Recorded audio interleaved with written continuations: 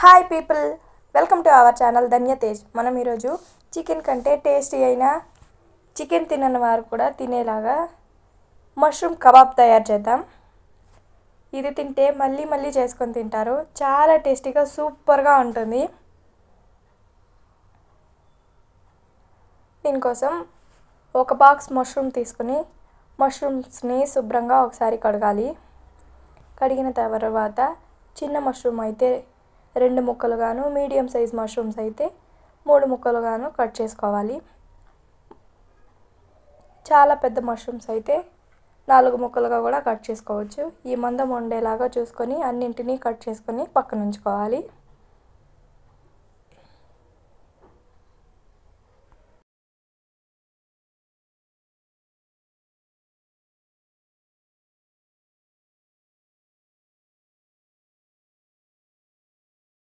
ఫ్రెష్గా దంచి పెట్టుకున్న 1 టేబుల్ స్పూన్ అల్లం వెల్లుల్లి పేస్ట్, 1 టీ స్పూన్ ధనియాల పొడి, 1 టీ స్పూన్ కారం, 1/2 టీ స్పూన్ పసుపు, 1/2 teaspoon garam masala powder,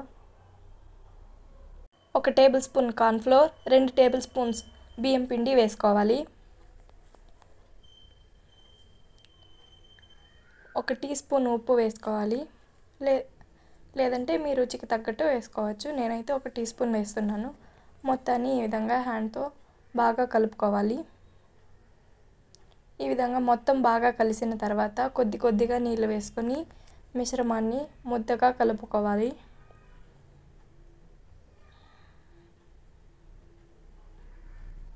నేను కలిపిన తర్వాత కన్సిస్టెన్సీ చూపిస్తున్నాను, చూసేయండి. ఈ విధంగా ఉంటే సరిపోతుంది.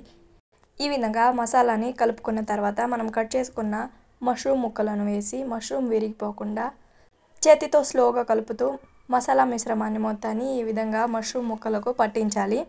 పట్టించి ఒక 10 నిమిషాలు పక్కన ఉంచుకోవాలి.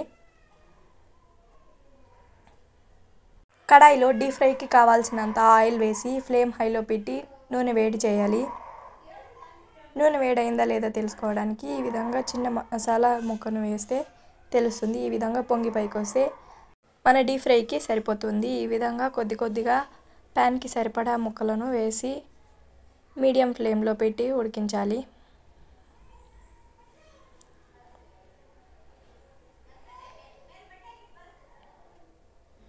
ఒక నిమిషం పాటు కదపకుండా ఉడికించుకోవాలి. 2 నిమిషాల పాటు గరిటె పెట్టకుండా కదపకుండా అలాగే ఉడికించుకోవాలి. ఫ్లేమ్ మాత్రం మీడియం ఫ్లేమ్లోనే ఉండాలి. మళ్ళీ ఇది మాత్రం బాగా గుర్తుంచుకోండి.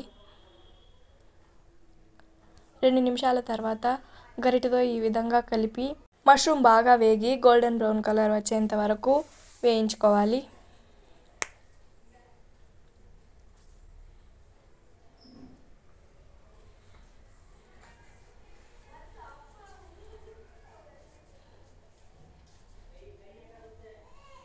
మష్రూమ్ బాగా వేగినట్లయితే ఈ విధంగా కలర్ చేంజ్ అవుతుంది. ఈ విధంగా వేగితే సరిపోతుంది. వేగిన తర్వాత మిశ్రమాన్ని మొత్తాన్ని తీసుకొని టిష్యూ వేసిన ప్లేట్లోకి తీసుకోవాలి.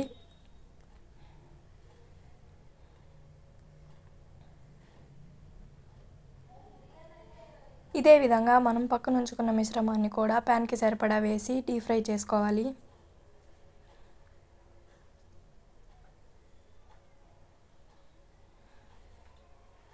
ఈ విధంగా మొత్తాన్ని ఫ్రై చేసుకొని ప్లేట్లోకి తీసుకోవాలి. తర్వాత మిగిలిన మసాలా మిశ్రమంలో సన్నగా కట్ చేసిన పచ్చిమిర్చి, కరివేపాకు వేసి మసాలాలో కలిపి ఆయిల్లో డీప్ ఫ్రై చేసుకోవాలి.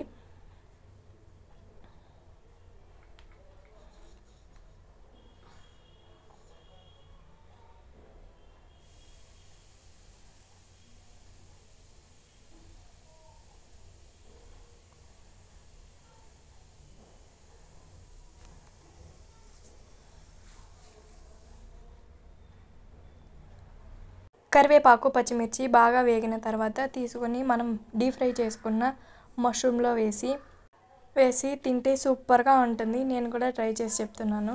చాలా టేస్టీగా ఉంది. మీరు కూడా ట్రై చేసి మీ ఫీడ్బ్యాక్ని కామెంట్ చేసేయండి.